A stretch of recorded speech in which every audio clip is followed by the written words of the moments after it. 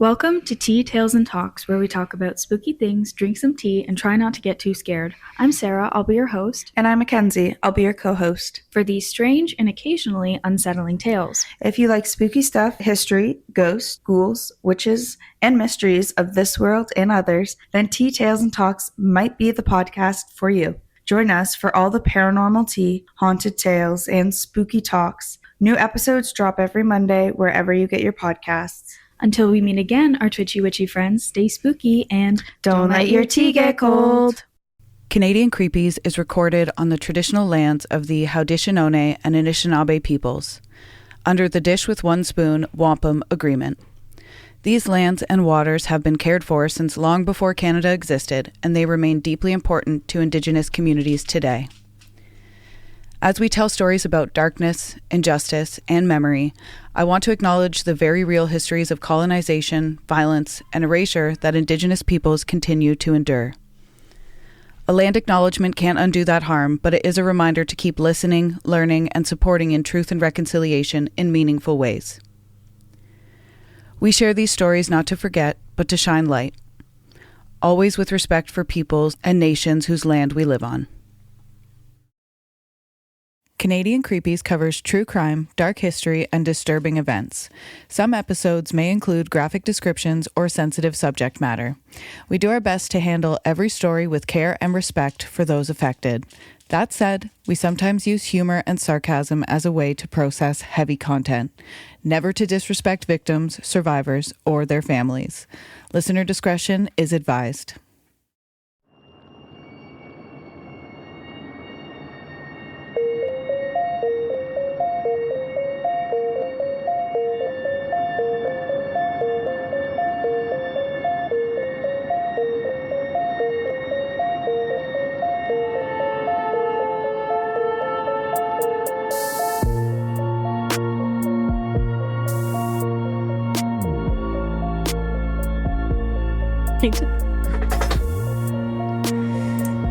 Welcome to part 2 of the 60s Scoop and Canadian Creepies summer series.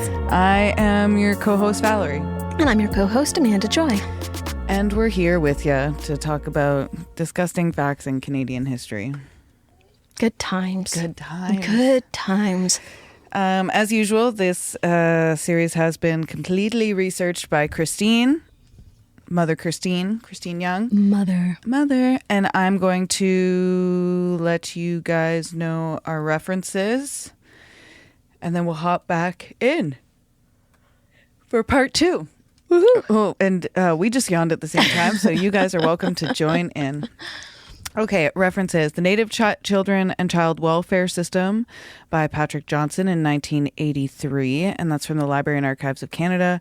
Native Adoption, the Indian Act and subsequent amendments, Bill C-92, the Davin Report, 1879, the Bryce Report, 1907. The story, actually, that's the article title, and I wanted to do this for that. Sorry. Bear with me. You got, there we go. Real time, folks. Gutenberg.org, archive.org, pm.gc.ca. There we go. Truth and Reconciliation Commission of Canada, Recollections of an Assiniboine Chief, 60 Scoop Survivors, 60 Scoop Healing Foundation, Raven Sinclair, and the 60scoopnetwork.org, and the 60 Scoop Ruling, YouTube. She's thorough. Our girl's thorough. Okay, should we get right into it? I'm down. We're going to be efficient. We're going right into it. Okay. We're going to start by talking about like how the schools, how residential schools, the building themselves were designed to not necessarily keep people sick and in, but that's what kind of happened. Yeah, it was unintentional, but yeah, just wait. Yeah. If you want to know more about the residential schools, check out our previous summer series. That was all about them. We are going to recap some stuff, though. Totally, because, when you're talking about anything Indigenous in Canada. It all stems back to colonization, right? Yeah. Yeah. Yeah. Okay. So the true horror of the residential school system wasn't just the psychological erasure. It was the physical danger. The schools were frequently hotbeds of disease, structural neglect, and medical indifference, leading to mortality rates that matched or exceeded those of wartime trenches. That's crazy. Yeah, think about that. The government and the churches knew the children were dying, they knew why they were dying, and they actively chose to let it continue. The physical layouts of the schools directly contributed to the spread of disease. To save money, the federal government constructed these buildings using cheap, substandard materials, creating conditions that were inherently hazardous to human life. Many schools lacked proper ventilation or heating systems. In the freezing Canadian winters, windows were nailed shut to keep the heat in. This trapped moisture, carbon dioxide, and airborne pathogens inside. If one child in a massive open-air dormitory of 50 beds had an active cough, every single child in that room inhaled the bacteria all night long. Due to poor construction and constant dampness, toxic black mold ran rampant through the walls and ceilings of the dormitories and cellars where children slept and ate, severely compromising their respiratory systems before illnesses even struck. While many illnesses swept through the schools, two major killers devastated the student populations due to a complete lack of medical isolation: tuberculosis and the 1918 Spanish flu. And to understand the absolute terror of what these children experienced, you have to understand the biological reality of tuberculosis, or TB, historically known as the White Plague or consumption. It is a slow, agonizing disease that literally consumes a person from the inside out. In the overcrowded, unventilated dormitories of a residential schools, it was the ultimate invisible predator. And Christine says, here's a little backstory on TB, and it's one thing to hear the word, it's another to understand what it does to the body. Bear with me. TB is caused by a highly resilient bacterium called Mycobacterium tuberculosis. Unlike a virus, this bacteria has a thick, waxy outer coating that acts like armor. This armor allows it to survive floating in the air for hours in dark, unventilated spaces, exactly like the sealed dormitories. When a child with active TB coughed, talked, or even breathed, they released microscopic droplets. Other children in the room inhaled those droplets, sending the bacteria straight into the deepest part of their lungs. In a healthy body with a strong immune system and proper nutrition, the body fights back. But inside residential schools, children were chronically malnourished, as we talked about, even in last summer we talked about how they were even malnourished as medical experiments. Yeah. Not just a lack of funding, they were just like, what happens when a child doesn't eat for let's 16 remove days? Vegetables from their diet and see what happens. Let's give them only water and see what happens. Steal oats. Yeah. So inside residential schools, children were chronically malnourished, freezing, terrified, and physically exhausted. Their immune systems were completely shattered. When the immune system drops, the wall crumbles. The bacteria breaks out, multiplies rapidly, and begins to actively eat the body's tissues. The bacteria multiplies and causes severe localized inflammation.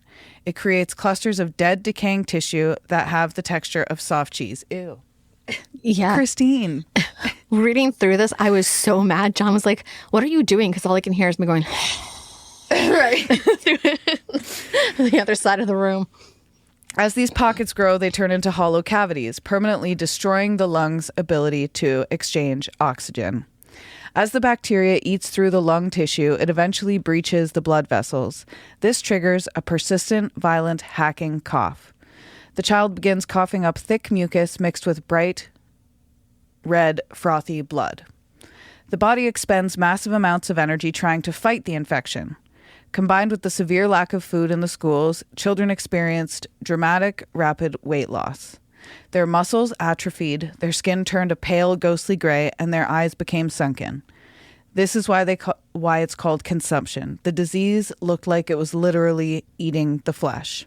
This is what the Victorians thought created vampires Yes.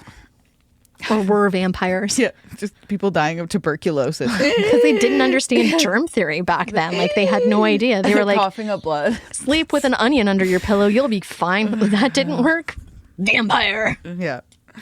That's really funny. Death by tuberculosis is not fast. That is not funny. It is a weeks to months long process of physical degradation. As the cavities in the lungs expand and fill with fluid, blood, and dead tissue, there is less and less functional lung left to breathe. The child experiences an agonizing constant state of air hunger, feeling like they are drowning while sitting completely still. Death often comes from hypoxia, which is the brain and organs failing from a total lack of oxygen. If the bacteria erodes a major pulmonary artery inside one of those lung cavities, it causes a massive, sudden internal hemorrhage. The child's airways instantly fill with blood, causing them to suffocate on their own blood in a matter of minutes. In many children whose immune systems were completely non-existent, the bacteria didn't stay in the lungs. It broke into the bloodstream and showered the entire body. It would travel to the brain, causing tuberculosis meningitis, leading to agonizing headaches, seizures, and comas. The bones eating away at the spine, and the kidneys causing a total multi-organ collapse. And Christine says, when a child contracted TB in these schools, they didn't just get sick. They were left to be physically consumed. Imagine being an 8-year-old child shivering in a dark dormitory, listening to the girl in the bed next to you choke and cough up blood into her pillow. You know that every time she breathes out, the air you are breathing is thick with a bacteria that wants to eat your lungs next. You watch her waste away until she's nothing but skin and bone, gasping for air because her lungs have turned to liquid. And the school's administration, they didn't isolate her. They didn't send her home to her mother. They made her get up at 5 a.m. to work in the kitchen until her legs collapsed. This wasn't just a failure of medicine. It was a torture chamber masquerading as a school. When the 1918 influenza global pandemic struck, residential schools became immediate death traps. Because school principals routinely refused to close schools or let children return to their families, entire student bodies were infected simultaneously. At some schools, like Kenora in Ontario, so many children and staff died at once there was no one left healthy enough to dig graves, leaving bodies piled in outbuildings. While tuberculosis was a slow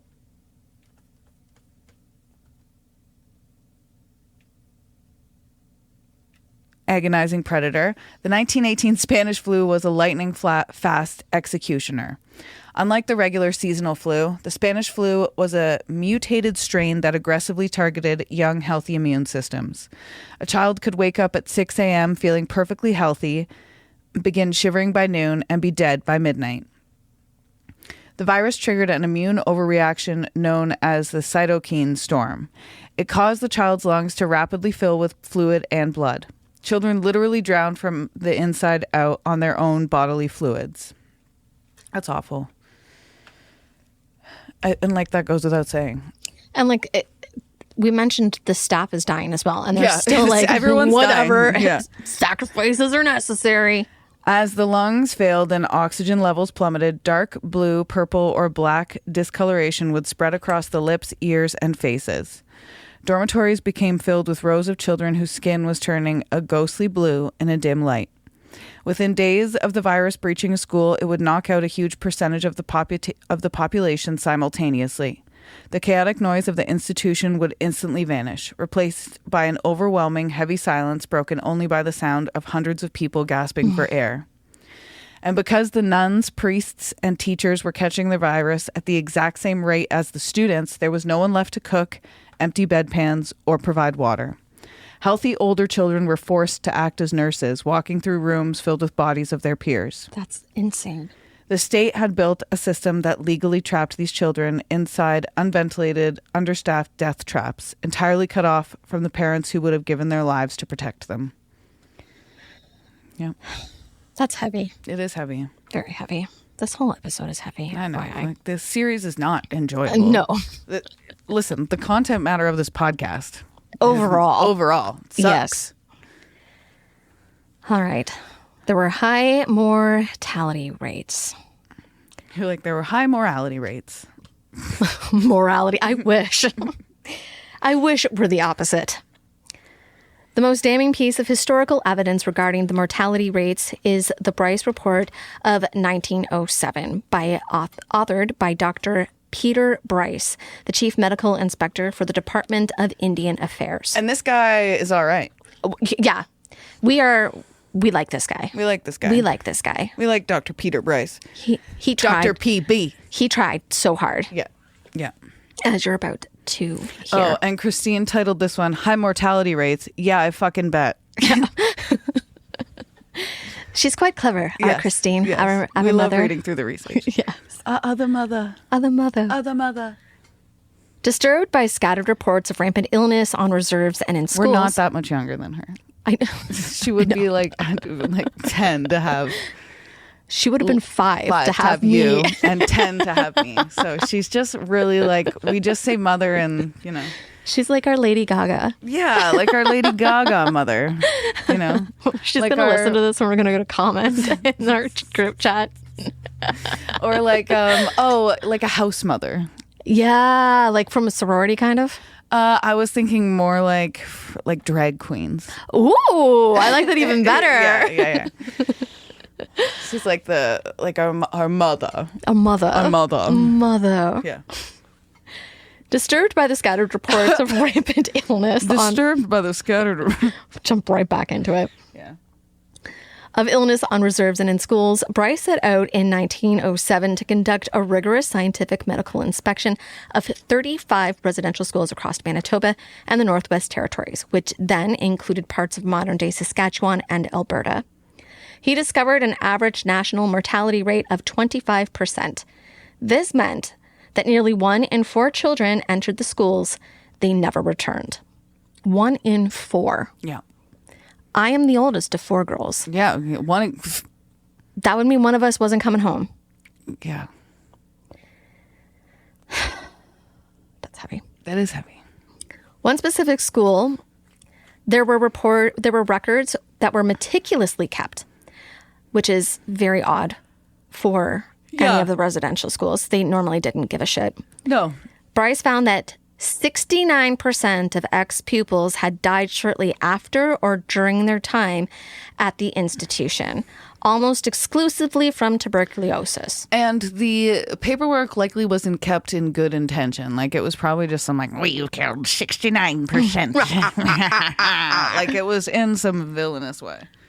Well, yeah, because they didn't see them as humans. They saw them. They called them savages. Yeah, whoever was keeping those records were probably hoping for like a bonus due to the amount. Yeah. Yeah. Because these people were fucking nuts. Yeah. Dr. Bryce reports explicitly blamed the, quote, imperfect methods of heating and the almost complete lack of knowledge of the meaning of ventilation. In the 1900s. He's like, so we didn't do any windows. Not one. No. Not one window anywhere. Nope. No. That was good architecture. Yeah, great job. He Just a cinder block. Just one big cinder block. Just one big brick. Yeah, great. Thank you. He concluded that the state had created a situation so dangerous to health that doing nothing brought the government, quote, within unpleasant nearness of the charge of manslaughter. They should be charged now. They should be. Charge Mark Carney. His dad was a principal. We talked about that. Of the day schools, which were considered less terrible than this because the kids Still went bad. home at night. Still so bad. I've sighed so many times. I'm already so angry and frustrated. And I've said on this podcast before, if I wanted to go after Mark Carney, I would. This is true. How many times have Doug Ford has been Creep of the Week? Mark Carney has been Creep of the Week too, hasn't he? He did some. I think at least once. We're definitely going to talk about him in season 3 due to some stuff he's doing. Little snippets. I think. Little snippets. Yeah. This report was the definitive proof that the federal government was warned, in explicit detail and with bulletproof medical data, that the residential schools were operating as a state-funded death trap. Yeah. Bryce noted that these children weren't entering the school sick. They were entering healthy and dying within the structural windows of 3 to 5 years due to the conditions inside. Child going healthy, come out dead. What happened? What happened? Me Perfectly no. healthy child. And Bryce Enter is cinder like- block. Leave dead. What happened? Bryce is like, I've been telling you for years. I know. Hello. But he's like, but it's also the 1900s, so it's like he's speaking in Old English. He's like, I've been 100 years ago. I've been telling you. These children are becoming vampires with this consumption disease. If you want the vampirism to stop, you must give them windows. Yeah, I think the last person dug up under the suspicion of vampirism was in 1897. So that was like a decade before his report. That was Marcelina Brown. Oh, I remember that. Yeah, in New England. States. We've done an episode on that. Or you did, but it's I on did. my channel too. Our channel. Yes. Bryce didn't just report the deaths. He pinpointed the exact. I'm done.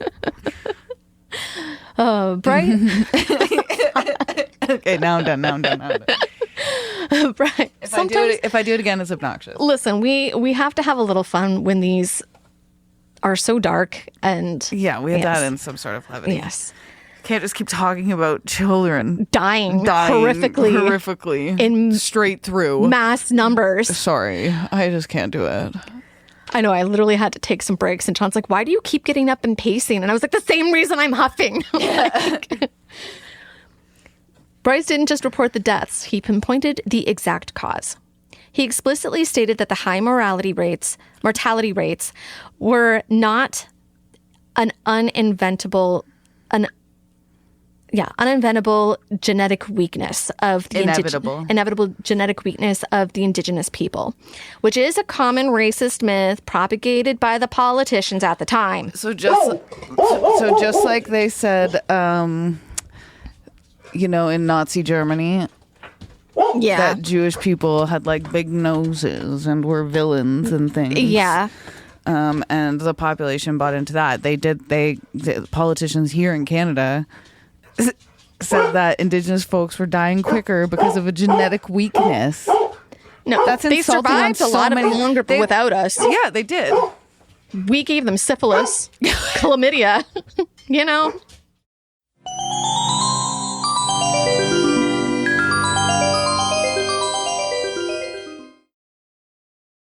If you're looking to learn more from Indigenous voices, I'd love to recommend 3 incredible podcasts.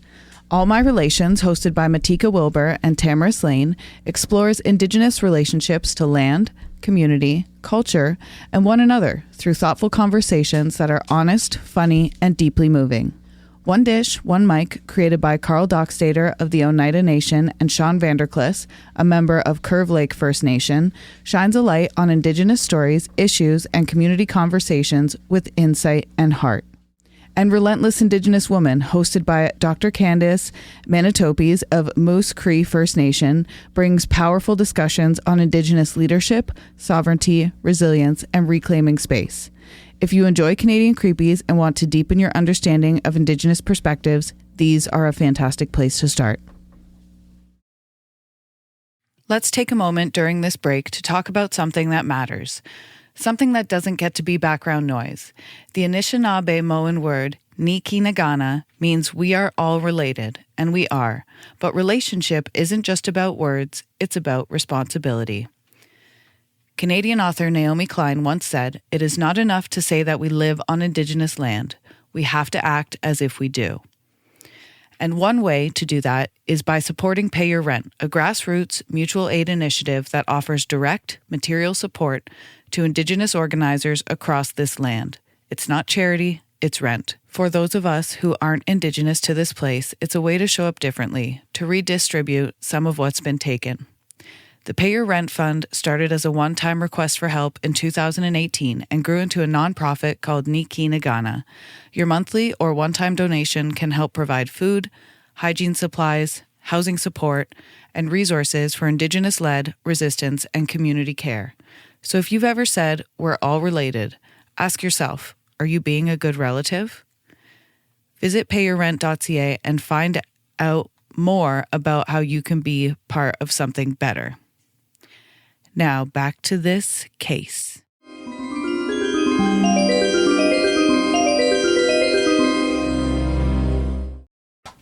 So Bryce blamed the architecture and the operations of the school. He noted that the schools featured, quote, an almost complete lack of knowledge of the meaning of ventilation, which we mentioned earlier. So sassy.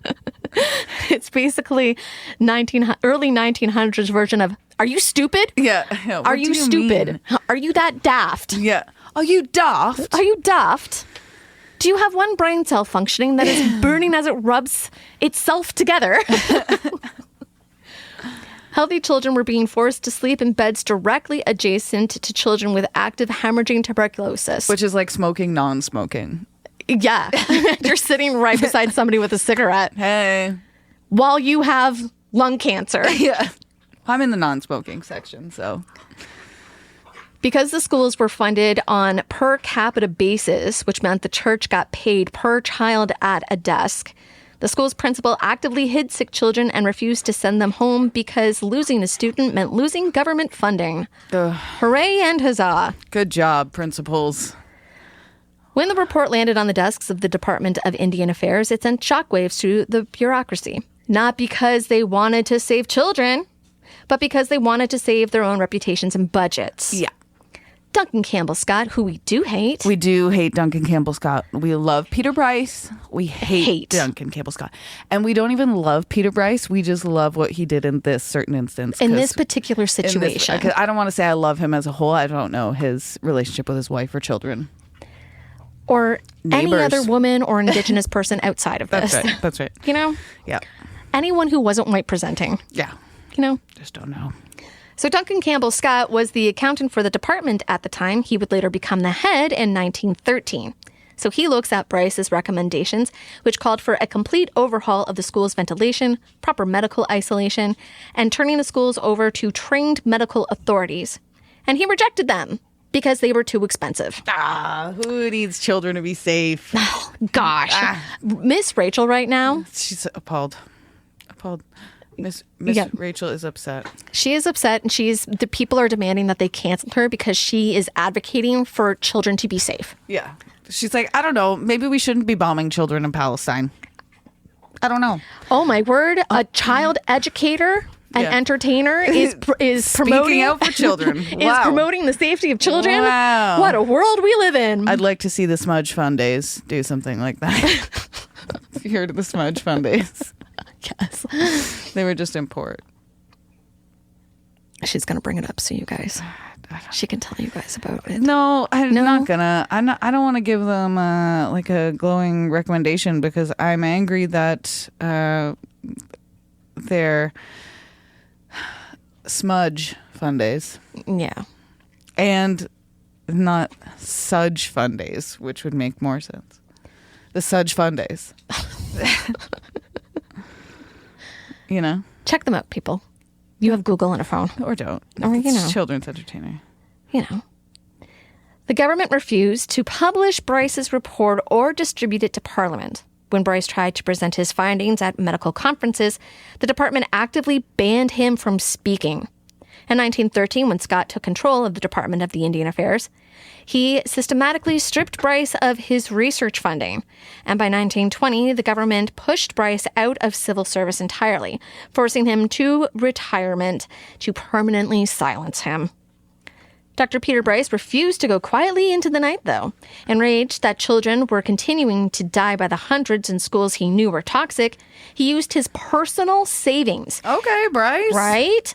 In 1922 to publish a short blistering pamphlet, and he titled it The Story of a National Crime, being an appeal for justice of the Indians of Canada. Yeah, justice to the Indians. To the Indians of Canada. He printed it independently and distributed it to the public, laying bare the entire cover-up and naming Duncan Campbell Scott directly. Hell yeah, you did, Dr. Peter Bryce. He exposed the government had willfully chosen to ignore the medical emergency for 15 years to save $1. Ugh. Let that sit with you. 1 in 4. If you sent 4 children to school today, And statistically, one was guaranteed to die from a preventable airborne infection because the school refused to fix the ventilation, it would be a national emergency. But when Dr. Peter Bryce brought these exact numbers to Ottawa in 1907, showing that up to 69% of alumni from one school were dead, what did the government do? They didn't fix the schools.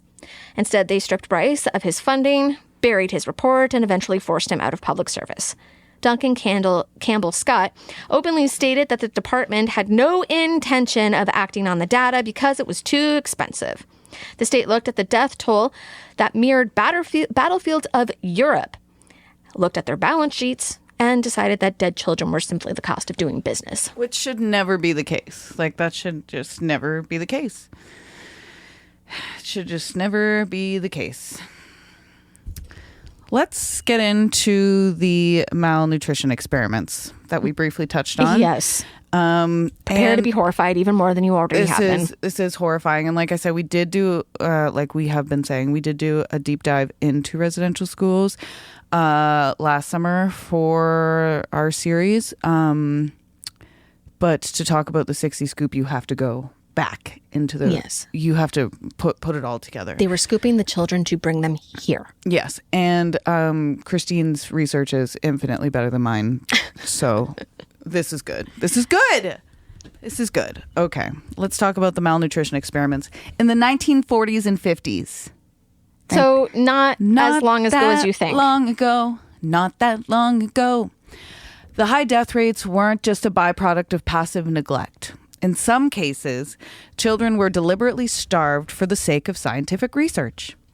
The malnutrition experiments conducted between 1942 and 1952 represent one of the most chilling chapters in medical exploitation in Canadian history. This wasn't passive neglect. It was It was a series of highly organized, federally funded, and deeply unethical human biomedical experiments conducted on at least 1,300 Indigenous people, roughly 1,000 of whom were children trapped inside the residential school system. In the early 1940s, federal bureaucrat, including Dr. Percy Moore, who was superintendent of medical services for Indian Affairs, and Dr. Lionel Pett, head of federal nutrition services division, these sound like divisions that somebody was like, wow, I need to give my buddies a job, so let's give them a title. I need funding for, whatever. I need to fund my beach house. I need a bigger house. I need to make up some shit that I need to do and get some funding. I'm a white man in power. Yeah. Idiots. So Dr. Percy Moore and Dr. Lionel Pett discovered that starvation and severe malnutrition were completely endemic inside residential schools. Instead of fixing the food supply or increasing funding to feed the children, Pett and his colleagues saw a scientific opportunity. In the 1940s, nutritional science was in its infancy. Scientists had major debates about newly discovered vitamins and daily dietary requirements. But tracking the long-term effects of deficiencies required a specific variable: a severely hungry population that could be strictly controlled. The residential schools provided a captive, defenseless, and entirely state-regulated test environment. Always question where your tax dollars are going. You should always question that. The experiments were rolled out across at least 6 residential schools across Canada, including St. Mary's and Cecilia Jeffrey in Kenora, Ontario, Port Alberni in British Columbia, Bloods in Alberta, and Shubenacadie in Nova Scotia. To create mathematically sound data, the scientists need baseline measurements. At one school where researchers discovered that children were receiving less than 50% of their daily recommended milk allowance, they wanted to test the effects of tripling their milk intake. However, instead of immediately giving the starving children more milk, the scientists ordered the school to keep the children's milk intake dangerously low. Subsistence level for 2 additional years just to secure a stable baseline of malnutrition data. For 2 years! when like your bones are supposed to be growing and you're supposed to be, your body is supposed to be doing all these things. It's and you're a child. Milk is what they give you to specifically like make sure as a child that you're healthy weight. Yeah.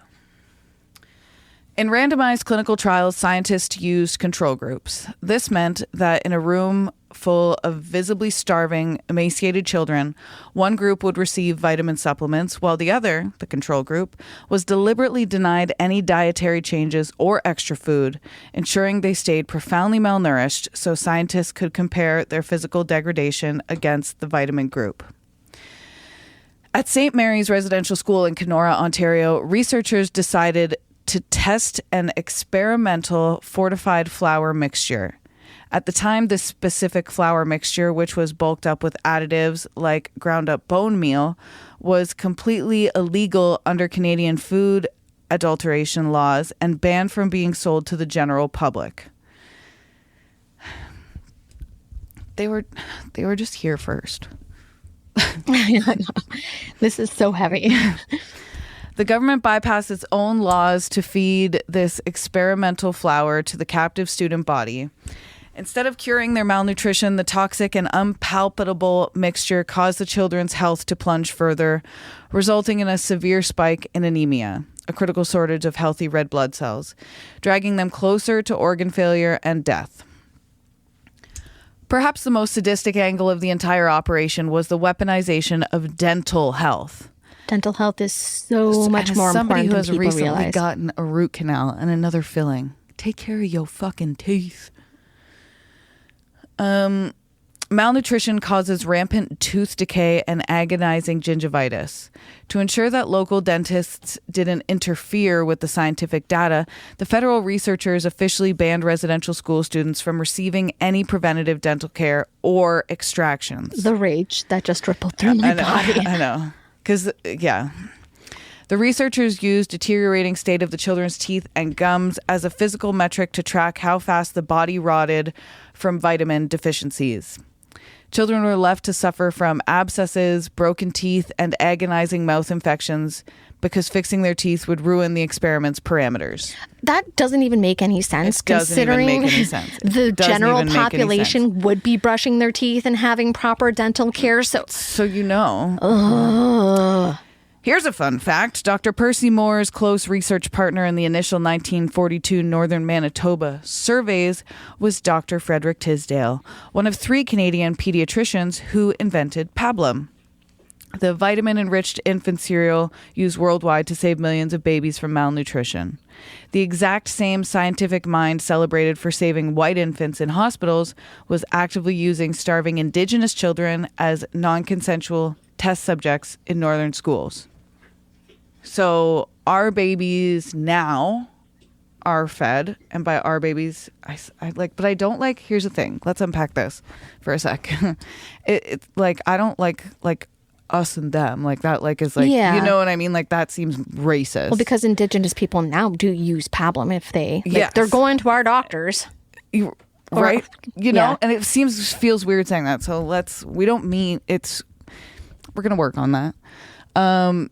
And it's more just trying to say like white, maybe we shouldn't say our and we should just say white, right? Like white babies now are, I don't even know if it's like, because like everybody in the population right now has access to pablum. Back then they didn't. Obviously those were white. So but our babies now are fed. So I can say are, but in reference to the people in 2026. In the ignorance of the knowledge that this is what was done. Yes. Because they don't teach this in anywhere. School. You don't know that you got, or you can even put it in reference to your own self. You got nutritional baby food because somewhere in Canadian history, an Indigenous child starved.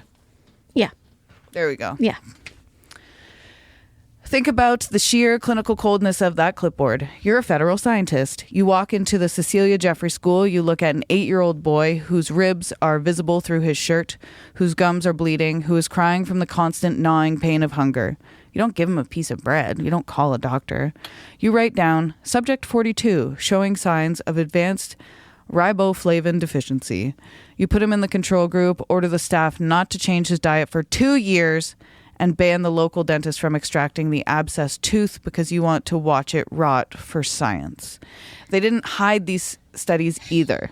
That's probably not even why his tooth was rotting to begin with. Yeah. Like, right. They presented them at national medical conferences. They published them in prestigious scientific journals. And when the experiments wrapped up in 1952, they didn't lead to a single permanent improvement in school food. The scientists got their data, published their papers, and left the children to keep starving in the dark. Gross. I've sighed so many times in this episode. It's so aggravating because people are horrible. still so ignorant to what has happened. Yeah. And how much we just like... We benefit owe from it. How much, yeah, we benefit. And I just feel like morally how much we just owe Indigenous folks. Like, and we should, like, as settlers... Truth and Reconciliation Day is not enough. Yeah, it's not enough. And as settlers in Canada, we should just every day be grateful and thankful for all of those lives that were sacrificed, and not even sacrificed. Sorry, I shouldn't say that. All the lives that were ripped apart, stolen, murdered, exterminated. Any of those words. Exterminated is a good word for what they were trying to do. Yeah. And we should always be grateful and show grace to the Indigenous folks. Thank you. Thank you for coming to our TED Talk. But like, actually. Yeah. Thank you for listening always. We have one more section. This is about hiding the bodies. Yeah. Which has come into more recent light. Which, fun fact.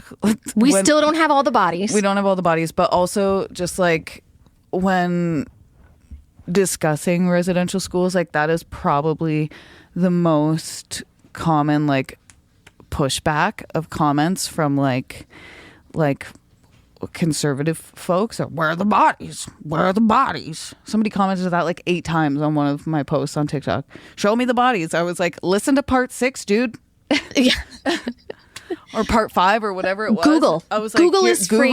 I don't know. They've got ground penetrating radar that's proving it. I don't know what They've more dug you up want. over 200 bodies at one school alone. I don't know what more you want. If you Right? don't know how to use Google, I don't know. Like, why do you have to even... I don't understand the logic that goes through someone's brain where you have to try and defend horrific things that have happened to another person just because you didn't experience it yourself. Yeah. And nobody you knew experienced it. We believe survivors. We believe survivors. We believe women. Women. She has to turn everything into a song, and I'm here for it. Oh, we got up there.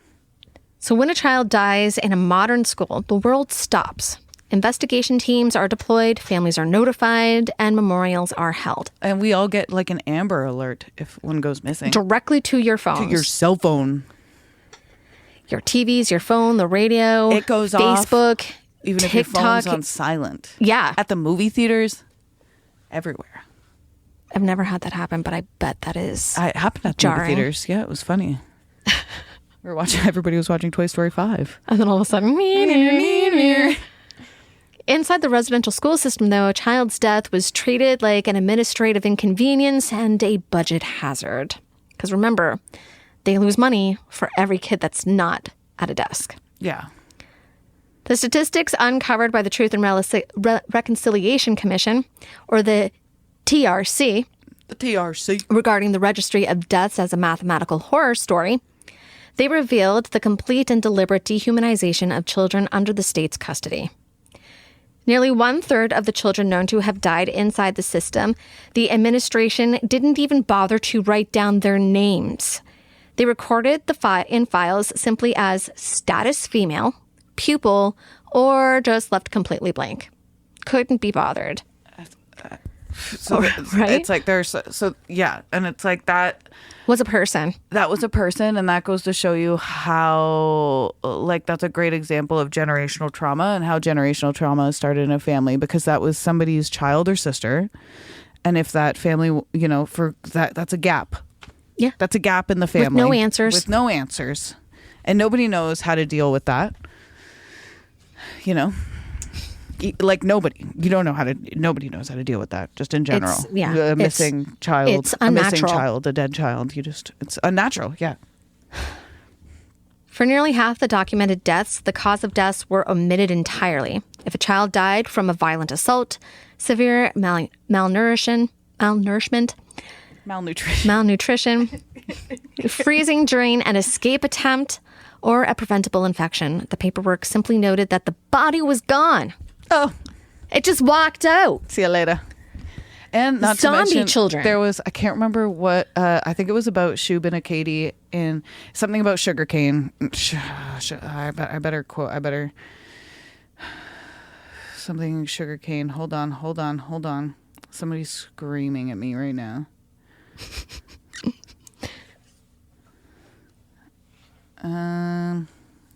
It's called sugarcane. And it investigates the abuse and missing children at the St. Joseph's Mission Residential School near the Sugarcane Reserve at Williams Lake in British Columbia. And the guy who is hosting the film, Noise Cat, Julian Brave Noise Cat, his father, sorry, spoilers, and I believe I've talked about this, his dad was saved from as a baby from being thrown into the furnace from a young Indigenous girl who had gotten pregnant by a priest. And it was he was the baby who was saved from the furnace. So how many other babies that weren't saved, just that you can't even no, and the sexual assault that was happening. Because we don't even report most of the sexual assaults that happen now because of how women are treated. Imagine if you are an Indigenous woman who is considered no more than an animal, an Indigenous child who doesn't even speak the same language, and the nuns are beholden to the priests, and they're like, "Oh yes, good job, Father good Smith job." would never. Okay, continue on. Many school ledgers, when a child died, a clerk would simply draw a single red line through their registration number, not even their name, and write the word discharged. No context, no cause, no humanity. The child was just administratively liquidated. The reason so many children were buried on school grounds comes down to a cold, calculated financial decision by the Department of Indian Affairs in Ottawa. When a child died, their parents desperately wanted their bodies returned to their home reserve so that they could be buried according to their own spiritual traditions, surrounded by their community. Yeah. Which is the least you can do. Rightfully fucking so. You killed their child. You can at least let them continue. Sorry. I know, we're just so mad. The Department of Indian Affairs held absolute control over the budget. So shipping a small pine box via Canadian Pacific Railway or by wagon back to a remote community cost money. By the way, the reserves were all torn up so that way the Canadian Pacific Railway could be built. And they didn't even go to any of the reserves so that they had access to any of the supplies that the railways were built to begin with for. They just demolished their homes. They weren't allowed. And put a trade on it. They said, fuck you, this is ours now. Yeah. The archival memos from the Department of Indian Affairs explicitly instructed school principals that the government would not cover the transportation costs for deceased children. That's crazy. Principals were told that if a child died, the cheapest possible option must be used, a local burial on school property. Oh, how lovely. Could you imagine sitting there, No. the little girl next to you has died from TB or from not being fed. Yeah. And her teeth rotting out of her head. Yeah. You're She actually died from blood poisoning from her tooth infection. Exactly. And you are going through the exact same thing, and now you're watching them bury her body beneath your fucking window. Oh my God. Yeah. Terrifying.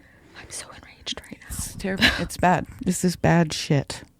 In some documented cases, the government told grieving parents that they could have their child's body back only if the parents paid for the shipping themselves. That don't make any sense. For families intentionally kept impoverished by the Indian Act and economic restrictions, raising that money was a cruel impossibility. Parents were forced to let their children be buried by strangers in a foreign landscape. And they probably couldn't even get there themselves. No. And they made it, and they refused to let them in the gates to begin with, to even see their kids. Yeah. Alive. Yeah. Let alone dead. The physical creation of unmarked graves wasn't a sudden, secretive midnight operation. It was the natural result of decades of institutional abandonment. Children were buried in cheap, hastily constructed wooden boxes made by other students in vocational wood shops. It gets worse. Just keeps getting worse. They were laid to rest in plots of lands designated on or just outside the school boundaries, often placed near a school's sewage line or waste fields to keep them out of sight of visitors. Just keeps getting worse. The graves were rarely marked with permanent stone headstones, which were deemed an unnecessary expense. Instead, they were marked with a simple painted wooden cross. Within a decade or two, the wind, rain, and snow of the Canadian climate rotted the wood, causing the crosses to disintegrate into the soil. When a residential school was finally decommissioned and closed down, the land was frequently sold off to private developers, farmers, or municipal governments. The churches and the federal government never mandated the preservation, fencing, or mapping of these burial grounds before selling the property. Over the decades, bulldozers rolled over the land to build roads, cattle grazed over the plots, and weeds and forests reclaimed the soil. I think that last one is probably the kindest that could have happened. The physical evidence of the children's existence was effectively swallowed by the landscape, leaving families with decades of unanswered questions. And trauma. And trauma. And grief. And grief. And so much sorrow. Grief. Yeah. Fucking bullshit. Real bullshit. Real bullshit. That's the end of this episode. That was a heavy one, guys. Do something kind for yourselves. Do something nice. Have an ice cream. Take some time. Yeah. Go for a walk. Go for a walk. Take your dog for a walk. Or your cat. Some people walk their cats. If you walk your cat, I want you to send me a picture. Yes, please do that. I have seen it on online, but Oh, I can tell everyone something funny to search for on TikTok. Fiona the dog. Fiona the dog. And she walks on two legs. Is she big white dog? This is a big black dog. Oh, I've seen a different one. Yeah, it's really funny. But you can follow Canadian Creepies on Instagram and then CanadianCreepies.com, Radio Valerie on Instagram, Facebook, TikTok, YouTube. You can follow me at Down the Crooked Path on Instagram, TikTok, Facebook, YouTube, all that stuff. TikTok, Facebook, YouTube. Don't. And you can email us, CanadianCreepiesPodcast@gmail.com or speakpipe.com/CanadianCreepies. Don't use that if you have a gripe with me. I'm just going to delete it. I won't even listen to it. Kyle will go through it and seed out anything that's uncouth. That's right. Yeah, this has been Canadian Creepies. We're going to sign off now, and we'll see you next week for another horridly atrocious chapter of dark Canadian history. Yeah. Creepy later. Don't let the bed creeps bite.